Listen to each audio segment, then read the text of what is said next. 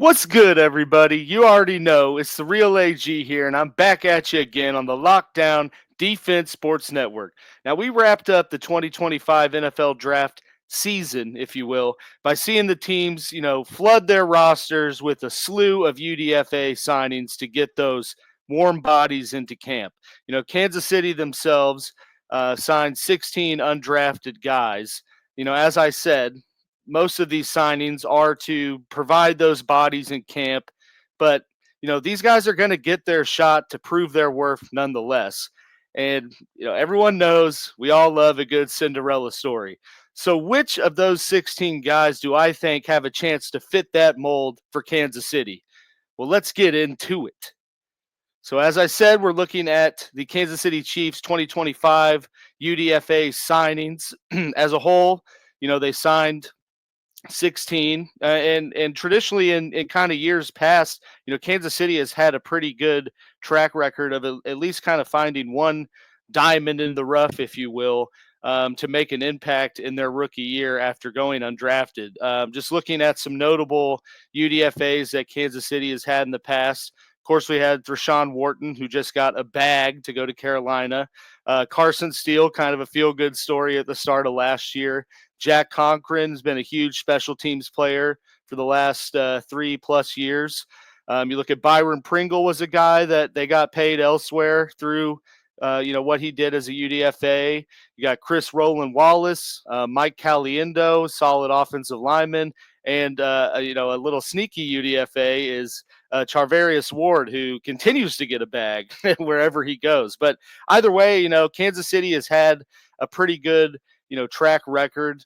I'm not going to grade their UDFA signings as a whole because, like I said, I mean the term diamond in a rough is for a reason, and it's because a lot of these guys are not going to make the roster. They're simply there to get their shot and provide some warm bodies in camp. But I think just looking at the 16 signings, there's certainly some intriguing guys that bring some things to the table that I think gives them a real shot. So looking at who they signed overall, you got Mac Delina, wide receiver from Fresno State, Brandon George, linebacker from Pittsburgh, Kevin Knowles II, corner from Florida State, Chiozi Izzard, a D tackle from Penn State, Dalton Cooper, offensive lineman from Oklahoma State.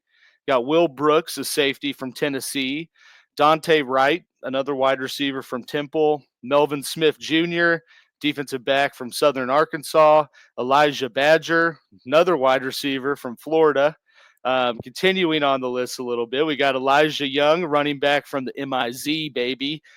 Essa Pohl, offensive lineman from Washington State. Jacoby Covington, another corner from USC.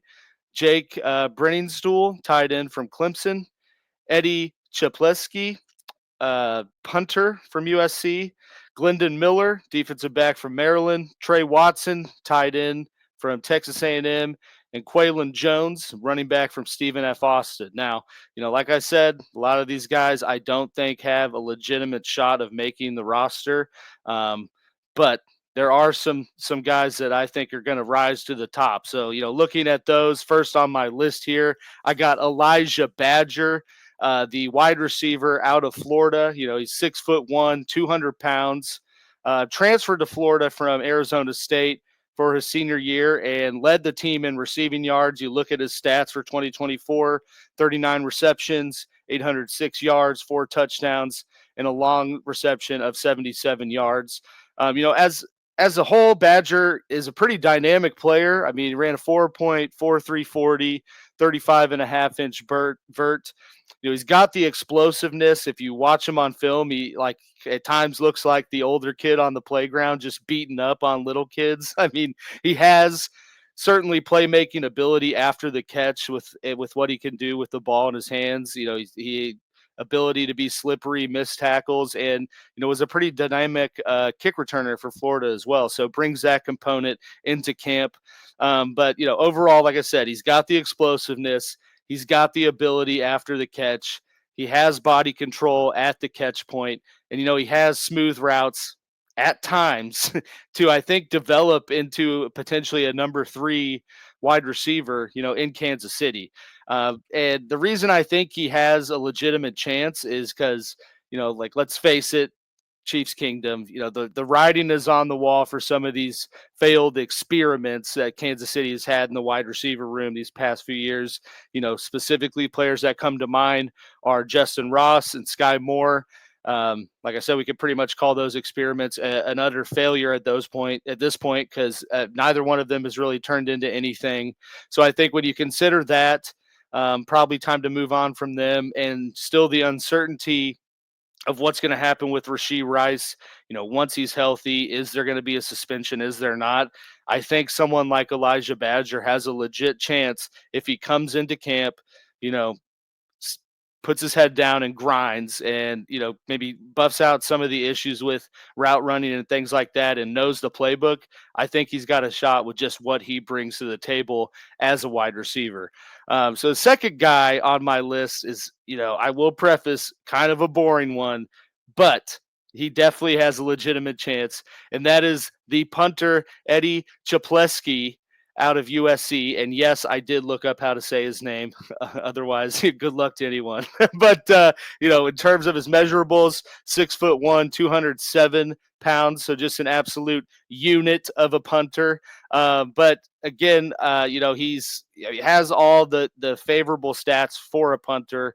You look at what he did 2024, averaged 47.8 yards per punt, had 25 pins inside the 20-yard line, and was the Ray Guy Award winner. So, he was the best punter in the nation last year. And the reason, ultimately I think that Chapleski has a legitimate chance is because the prior punt experiment, again, that Kansas City tried to roll with last year was Matt Araiza, otherwise known as the punt god, going into the draft. The Bills drafted him. He had some off the field issues that he was cleared of. I will put that on the record. But, that kind of set him back. Kansas City kicked the tires on him, brought him in. And, the punt god was relatively mortal in terms of what he brought to the table as a punter last season for Kansas City. So, looking at Chapleski's tangibles, looking at what he did as a punter at USC, I think, he was brought in to go toe-to-toe with Ariza and see who comes out on top to be the Chiefs punter for 2025. He was also a first-team All-American. Like I said, averaged 47.8 yards per punt on 43 punts, and 25 of those were inside the 20-yard line. So that's damn near 60% of his punts. He pinned the opposing team inside their 20. And of all 43 of those punts, only one of them was a touchback. So dude gets production kicking the ball. I know it's not that sexy, but special teams is a vital part of being successful. So if he comes into camp and does what he did as a punter at USC, I think he has a legitimate chance to beat out Ariza. And then kind of my bonus one here, in looking at Kansas City's 16 UDFA signings, is not really a guy I think has a chance, but is certainly a very intriguing prospect and guy that they're bringing into camp. And that is the linebacker Brandon George out of Pittsburgh. This dude is just an absolute specimen of a linebacker.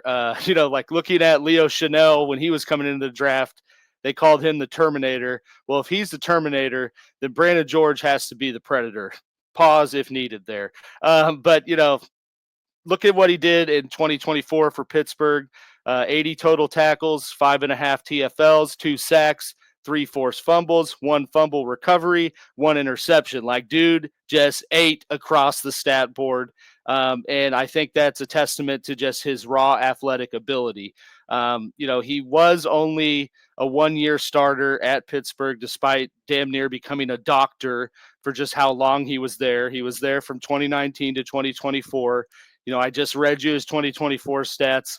His career stats are 196 total tackles, 4 sacks, and 3 forced fumbles. So not a whole lot of production up to this last season, but once he was given his chance to be, the guy for Pittsburgh, you can't say the dude didn't go out and ball out. And then on top of that, you cannot deny just the pure, uncut athletic tangibles that he brings to the position. He did not go to the combine, but absolutely went off at his pro day.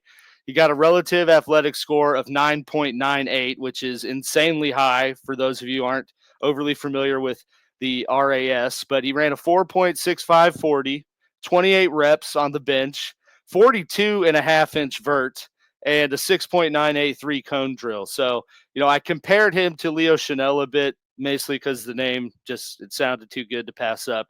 But at the same time, when Chanel was coming out of the draft, he had an RAS score of 9.99. So another athletic freak at linebacker that could potentially, earn his keep through camp and get a spot. Like I said, I think he's the most intriguing one from what he brings to the table, but I am not going to act like I have any sort of clue whether he's going to make the 53 or not. But, looking at what Kansas City did last year, they did keep 5 total linebackers on the 53. That, of course, included Nick Bolton, Drew Tranquill, Leo Chanel, who I just talked about, Cam Jones, and Jack Conklin. Also, can't forget that Kansas City, spent a draft pick on Jeffrey Pasa out of Oregon. So that certainly makes things a little bit more difficult for George. But, looking at those 2 linebackers that they brought in, and the 2 kind of the tail end of who they kept last year, I don't view Cam Jones as a guaranteed lock to make the 53. And, as I mentioned, Cochran has been one of the successful UDFA signings, but that was 3-4 years ago, and he really hasn't been much other than a special teams player. In fact, I think he has played the most snaps on special teams for Chiefs in the past 2-3 seasons. But again, I mean, if he can't bring anything else to the table, George comes in as the athletic predator freak that he is and just balls out. And, he can contribute on special teams. I could see him getting a real shot to usurp Cochran or Cam Jones and make the 53. So it's going to be exciting to see what he does nonetheless, but can't deny the athletic ability and what he may do in camp.